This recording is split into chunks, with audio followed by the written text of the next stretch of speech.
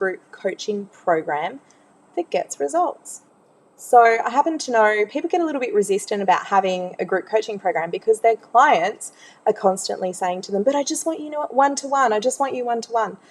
When the truth is that really, often that doesn't actually serve them best, because what they're signing up for isn't you, it's your strategies, your techniques, your coaching style and results. So a lot of that can be delivered inside a group coaching program.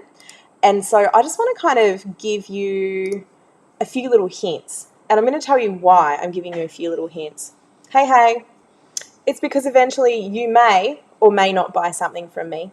Either way, I have a lot of people on Facebook, that's fine. I'm not personally offended. However, if you know somebody who is setting up a group coaching program and they get stuck, I want you to say, hey, I've got a friend called Kat Abianic. She can help you out. And then I want you to tag me.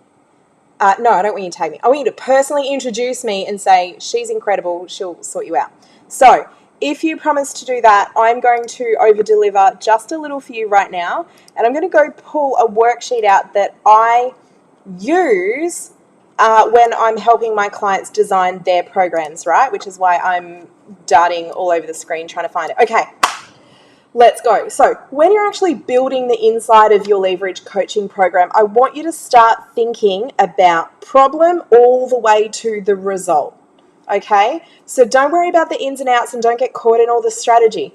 I just want you to think, when you sign Jane up to your program, what are you going to give her first? What's her pre-work? So before she has an onboarding call, before you start actually doing stuff, what do you need from her? Straight up, when she's super hyped, she's just invested and committed to working with you, this is when you need to take all the details off her and do the boring stuff. What's her shirt size?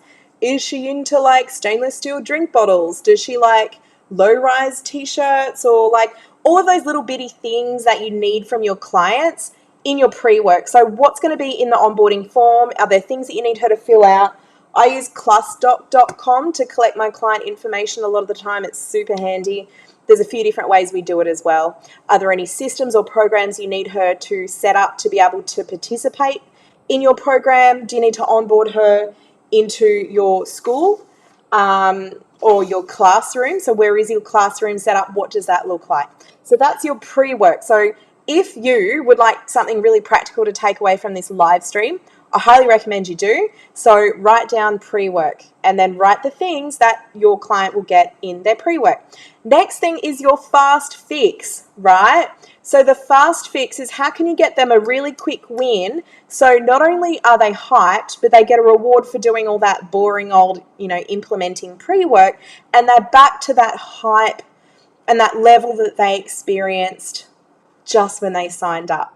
So that is your fast fix. So I want you to write down fast fix and then write 2 or 3 things you can do within your skill set to get them super, super quick wins that gets them pumped, right? So as you go through, now I like to do in the start of the program, these are the crucial fixes. So here are the things that if they don't get done, it's actually going to make it really hard for you to give them everything that they need without giving them things they don't need. So what's mission critical for you to fix? Try to keep it to 2 or 3. What are the crucial fixes that your clients, if they implemented them, would make the rest of this program really, really smooth? So then list out your crucial fixes, and then you're now in the guts of your program. So this is the middle part. This is where you need to nurture people, maybe follow up, maybe check in with them. The middle is where they're not loving being because they've just done all this dirty work, but they're not seeing the big results yet. So they're kind of or they might start implementing, So they're out of the fun part and they're into the slightly more boring part. So in the next fix, I really just want you to think about, hair in my mouth. What can you do to keep them engaged in the nuts and bolts of your content? So write down the ways that you'll keep them engaged and working through that. Here's a suggestion between you and me. I haven't told anyone this yet. So some of my clients struggle to get on calls at set times because, wow, they have families and children and commitments outside of me. Who'd have thought that they have entire lives when they get off Zoom? I had no idea, I'm just saying. Anyway, what I decided to do, because I was actually aware of that, is I thought, let's shift one of the calls a week to being a Marco Polo, which is an app tool. Shout out to James Swanwick, who recommended it to me. He uses it for his program. It's amazing. And so now they check in and they get their accountability on one of my calls whenever they like during that day. And it's actually been a game changer because now they're not obligated to show up on a Friday or a Thursday night at a set time. So that's one adjustment that I've made so that people are staying in the program through the nuts and bolts of it. So just write down all the different ways you can kind of encourage them and hold their hand without holding their hand.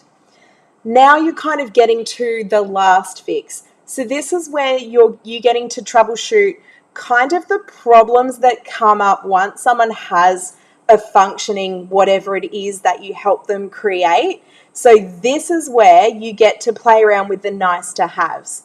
And this is where you need to acknowledge the reality that not all people actually finish your program. And that's the truth. So how can you get them in there, get them involved, make them nice, shiny wins?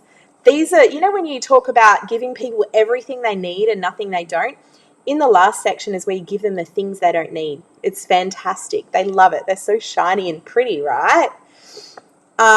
So if you have gone through and you've mapped that out, so you've got your pre-work, your fast fix, your crucial fix at the start, your next fix in the middle, and your last fix at the end, and you still don't have clarity, I'm going to give you one little hack. Think about the problem that they signed up for you to get them a result on, right? Like, what actually was that problem in the first place? How did you get them on a sales call? And then I want you to think about the outcome they told you they wanted to achieve. And I want you to write that down too. Now look at your program. Is that problem that they had addressed in your program? And is the outcome they signed up to get really easily attainable and achievable from that content and those fixes? If so, you have a powerful leverage group coaching program, my friend. It's an amazing way to provide so much more to a group of people than they could ever get from signing up with you as a one-to-one client. You can bring people in as business units. You can train their teams. I love training people's teams. It's one of my favorite things to do. There's so many incredible ways you can move it. And I just want you to remember, this is your business. Like, you get to choose. You get to choose every outcome that they get. And there's no such thing as what you should be doing.